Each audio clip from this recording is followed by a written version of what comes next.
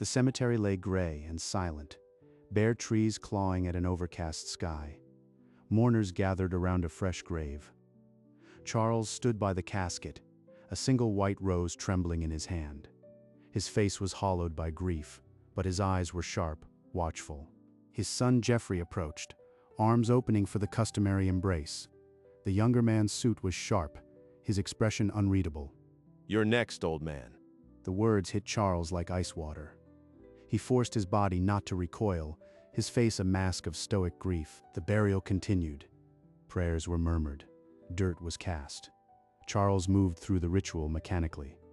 When the crowd thinned, Charles remained, alone with the fresh mound of earth. The whisper echoed in his skull.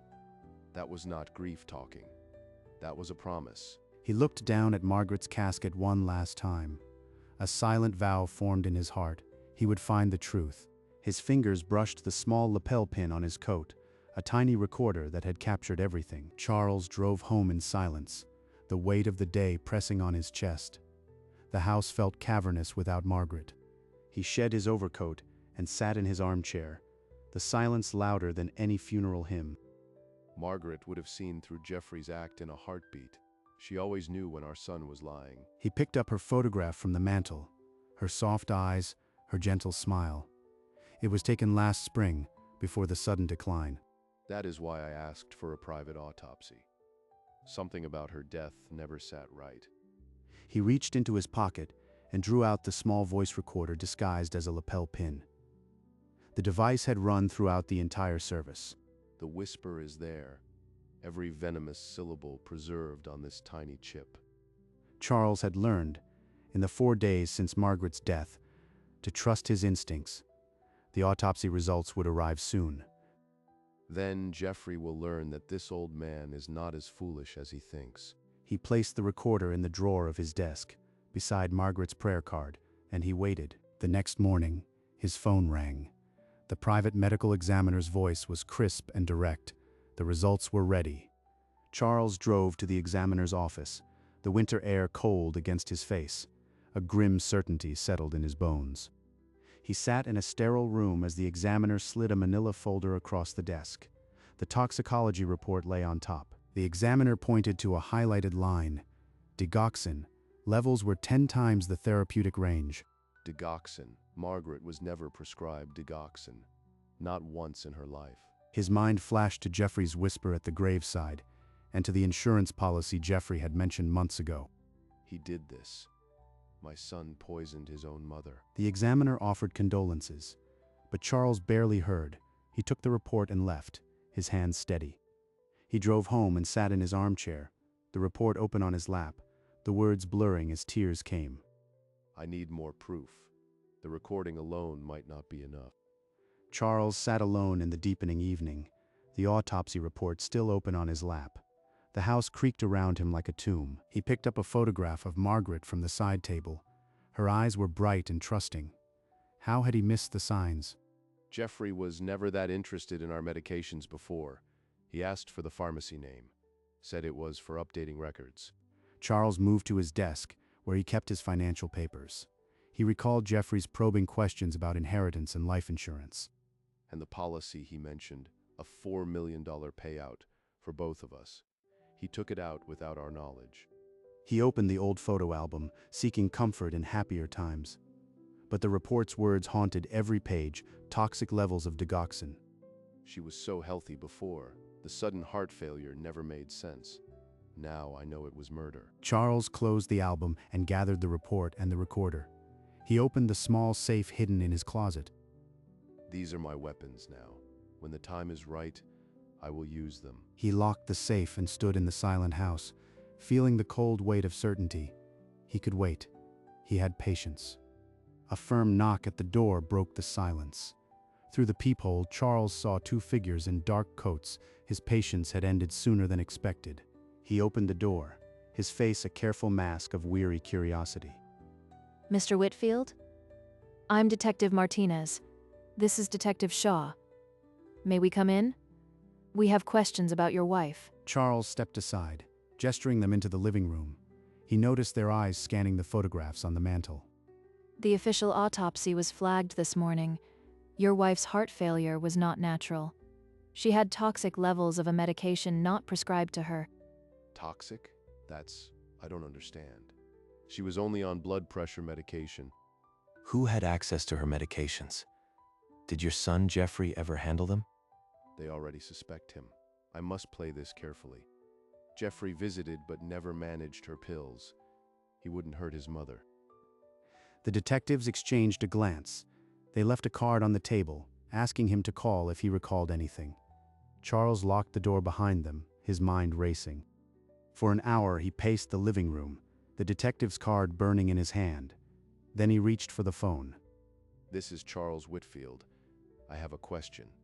Do you have any suspects for my wife's death? Over the line, Detective Martinez's tone was cautious.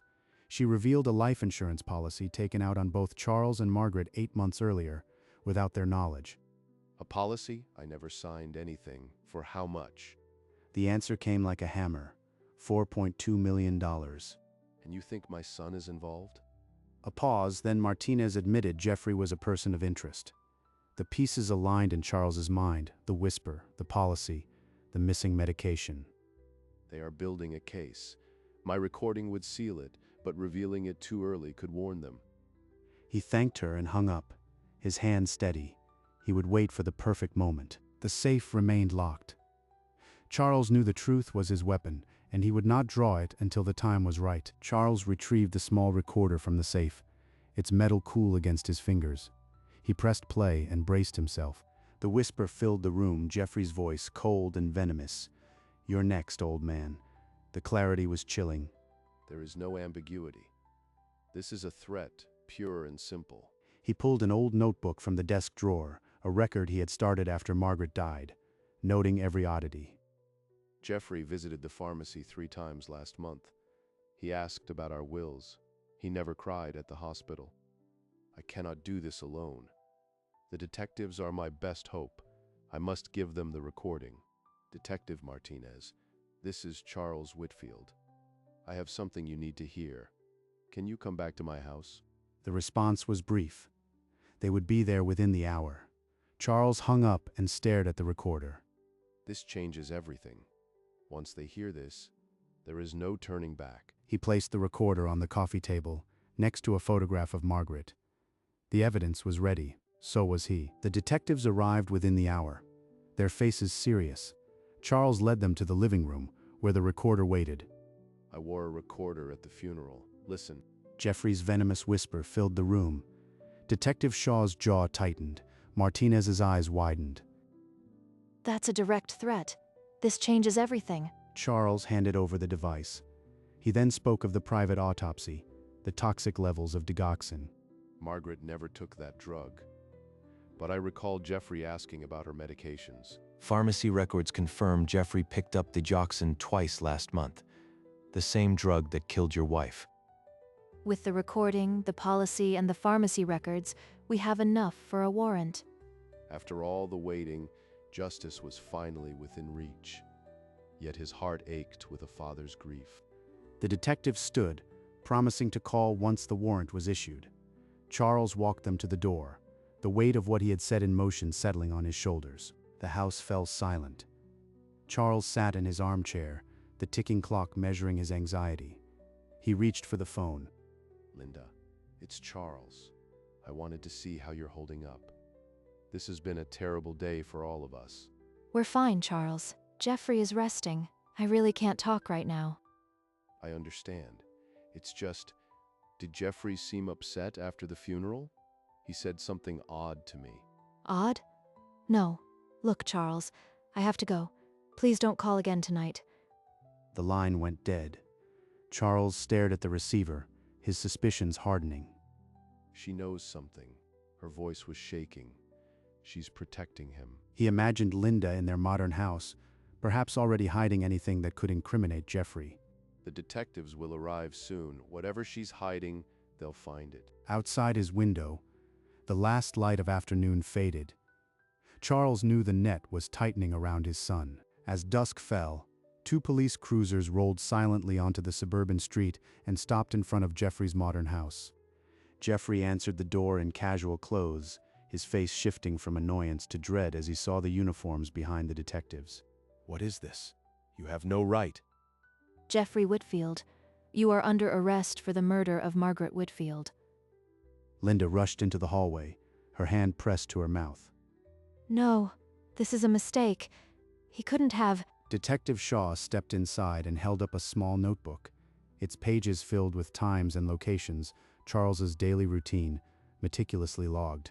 Then, from a closet, they pulled a stash of prescription bottles, all labeled with Jeffrey's name, digoxin, the same poison from the autopsy. A block away, Charles sat in his parked car, watching the red and blue lights flicker across the house. His hand gripped the steering wheel, knuckles white. Jeffrey was let out in handcuffs, his head bowed. As the cruiser pulled away, Linda stood in the open doorway, her face a white mask of shock, already talking to the detectives. At the police station, Linda sat rigidly in the cold interview room, her eyes darting from the one-way mirror to the detectives across the table. Mrs. Whitfield, we know this is difficult, but we need the truth. What did you know about your husband's plans? I knew something was wrong. He talked about money all the time, debts, the business failing. He said we were going to lose everything. Then he showed me the insurance policy. 4.2 million. He said it was just in case, but his eyes, they were so cold. I didn't want to believe it. When Margaret died so suddenly, I asked him, I begged him to tell me he had nothing to do with it. He just said, trust me. But you didn't come forward. You let a grieving father bury his wife alone. I was scared. He said if I told anyone, we'd both go to prison. I didn't know what to do.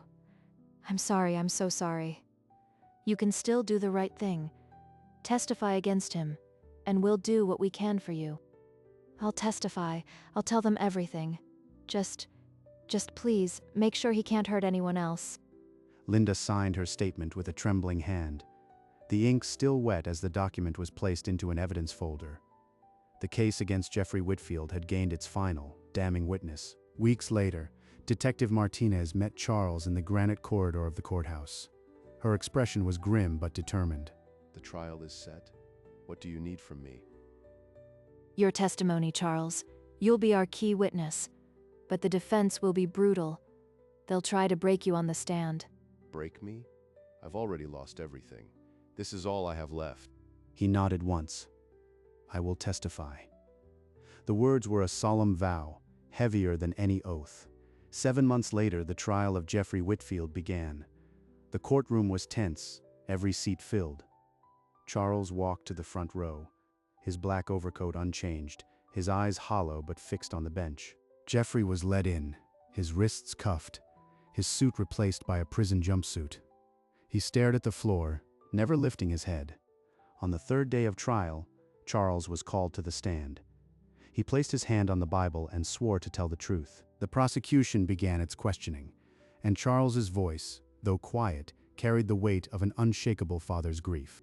Linda stepped onto the witness stand, her gaze darting to Jeffrey before she looked away. I found the insurance policy in his desk. He said we needed it, but I knew something was wrong. The medical examiner took the stand and confirmed the cause of death: acute digoxin poisoning, levels 10 times the therapeutic range. The examiner stated unequivocally that the overdose was not accidental and that Margaret had never been prescribed the drug. The prosecutor then entered the pharmacy records into evidence. Jeffrey's signature was on the digoxin pickup log, dated weeks before her death. The courtroom fell silent as the prosecutor placed a small recorder on the evidence table and pressed play. Jeffrey's whisper oozed from the speakers. "You're next, old man," echoing off the wood-paneled walls. Several jurors stiffened. A woman in the gallery covered her mouth. The weight of the threat was undeniable. Charles sat motionless in the front row, his eyes fixed on his son, who refused to meet his gaze. The prosecution rested. The defense, scrambling, prepared to call its only witness, Jeffrey himself. Jeffrey shuffled to the stand, his jumpsuit rustling. He raised his right hand and swore to tell the truth, though his voice was hollow. His lawyer guided him through a weak alibi, claiming he only went to the pharmacy for his own high blood pressure. I never threatened my father. He's grieving, confused. That recording could be anything. On cross-examination, the prosecutor stepped closer, her voice like a scalpel. She forced him to explain the insurance policy, The pharmacy records, the notebook tracking Charles's routine. I was planning a surprise, a family trip. I wanted to know his schedule so we could all go together. A few jurors frowned. The lie hung in the air as the prosecutor played the recording one more time. When the whisper finished, Charles stood in the gallery, his gaze unwavering. Jeffrey finally looked at him, and his face crumpled. The defense had no more witnesses. Both sides rested. The judge gave the jury their instructions and dismissed them to deliberate. Now we wait, Margaret. I hope you can see this. For 2 days, the jury remained sequestered. The deliberation room grew tense as the 12 strangers pored over the evidence. Charles barely slept those nights. He sat in his darkened living room, the silent phone a torment, replaying the trial in his mind. Margaret would have told me to stay calm, but the silence is eating me alive. On the second afternoon, he drove to the cemetery. The winter air was crisp, and bare trees cast long shadows. I'm close, Margaret. So close. I won't let him win. Whatever the verdict, I'll be here again. I'll bring you a rose, and I'll tell you it's over. He stayed until dusk, then returned home. That night, as he stared at the ceiling, his phone rang. The voice on the other end was Detective Shaw. The jury had reached a verdict. They would read it in 1 hour. I'll be there. 20 minutes later, he walked through the courthouse doors, the same black overcoat shielding him from the cold. The verdict was waiting. The courtroom fell into a heavy silence as the jury foreperson stood, a single sheet of paper trembling in her hand.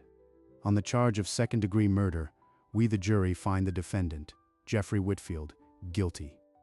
On the charge of conspiracy to commit murder, we the jury find the defendant guilty. Charles closed his eyes. A single tear traced a path through the deep lines of his face.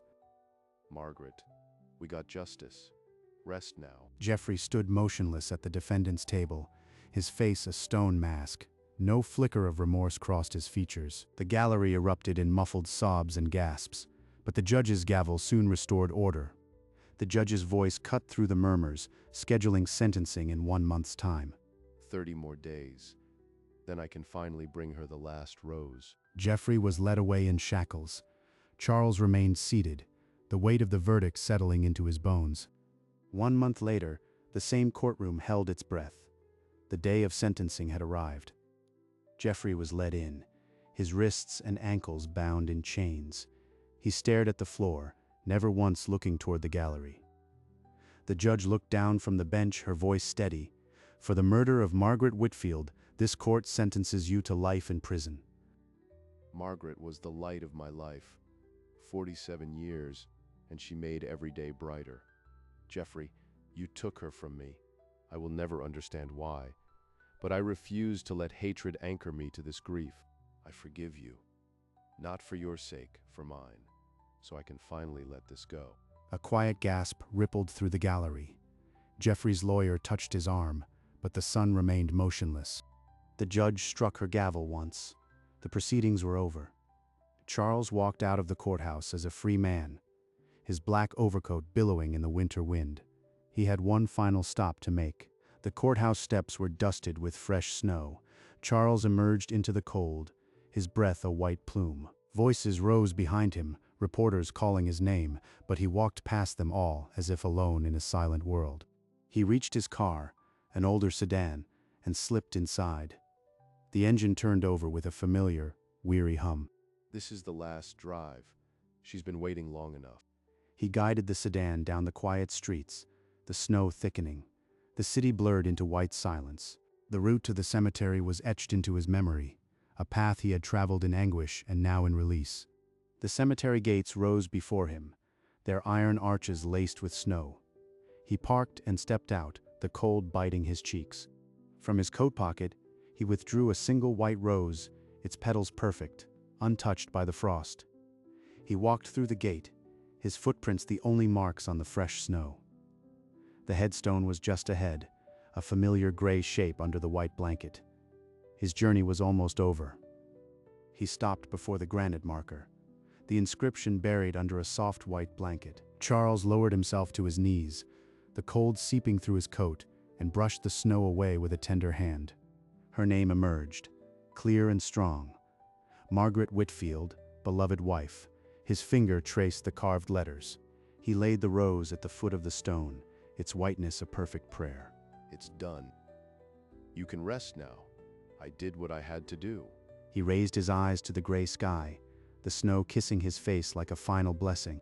Slowly, he got to his feet, the weight of the years pressing, then lifting. A deep breath filled his lungs, the cold air a strange comfort. With one last look at the stone, he turned and walked into the silent white, the rose a solitary sentinel behind him. He drove home through the quiet streets, the snow turning to slush under his tires. The house greeted him with a familiar stillness. Spring came, then summer. Charles tended his garden, the roses flourishing under his care. He marked the calendars, crossed off the anniversaries, always remembering. Every Sunday, without fail, he drove to the cemetery. A single white rose rested on the passenger seat. He would stand before her stone, sometimes speaking, sometimes silent, the roses piled high. Years passed, and the roses became a landmark in that quiet corner of the cemetery. Charles grew more frail, but his eyes held a deep serenity. He had kept his promise. One golden autumn afternoon, he lingered longer than usual, then slowly turned toward the gate. I'll see you soon, my love. He lived 10 more years, a soft presence in an empty house, tending his garden and reading his old books. On a quiet autumn morning, Charles returned to the cemetery one last time. Beside Margaret's headstone stood a new one. His own name was carved there, the dates complete except for the final year. Below, 3 words, together again. Charles stood before the twin stones, his hair white as the roses he held. A deep contentment softened his features. He knelt with some effort and placed a fresh rose on each grave. Then, with both hands, he touched the cold granite. His fingers traced the letters of her name, then his own. A soft smile crossed his lips. Soon, my love. He lingered there as the sun climbed higher, 2 souls separated only by a whisper of time. Then he turned away, his figure diminishing along the leaf-strewn path. The camera lingers on the 2 headstones, white roses at their feet, a goldfinch singing somewhere overhead. And beyond the rustling leaves, the world was silent. The story had found its end. In the end, a whispered threat did not seal a fate. It unsealed a truth that had long been buried. Charles Whitfield walked a path no father should ever walk. Yet he never let bitterness conquer his soul. He was a quiet investigator, a grieving husband, a man who turned suspicion into justice and loss into purpose. We live in a world where the ones we love can become the ones we cannot recognize, where inheritance can poison more than blood. But Charles showed us that even in the coldest betrayal, there can be a kind of mercy, not for the guilty, but for the one who chooses to forgive. He lived 10 more years tending his roses, marking anniversaries, and waiting to be reunited with the only woman he ever loved. And in that quiet cemetery, 2 headstones now stand side by side. The roses never stop blooming. If this story has reminded you of something, hold your loved ones a little tighter. Ask them the questions that matter. Because sometimes the greatest tragedy is not what was done, but what was never said. Thank you for walking this path with Charles Whitfield. May his peace become yours.